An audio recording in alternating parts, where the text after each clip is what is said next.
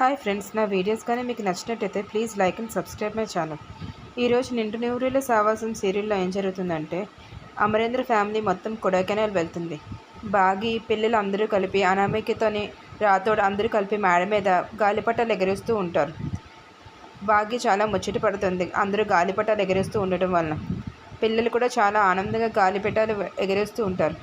ఈలోపు మనోహరి వేరే గాలిపటం ఎగరేస్తూ వచ్చి పిల్లలతోనే ఆడుతానని చెప్పి అంటుంది. దానికి పిల్లలందరూ ఒకసారిగా మనోహరి కాస్త చూస్తూ ఉండిపోతారు.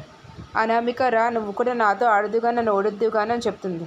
దానికి అనామిక అంటుంది, నేనెందుకు ఆడడం మనోహరి మేడం, పిల్లలతోనే ఆడించి మిమ్మల్ని ఓడిస్తాను అని చెప్పి అంటుంది.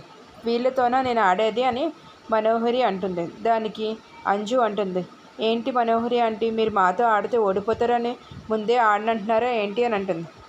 మనోహరి చిరాగ్గా మొహం పెడుతుంది అంజు మాటలకి. సరే అని చెప్పి ఆట ఆడడం మొదలు పెడతారు. గాలిపటాలు ఎగరేస్తూ ఉంటారు. కానీ పిల్లలతో ఆడుతూ ఉన్న మనోహరి పిల్లలు గాలిపటాలు తెంపడానికి చూస్తూ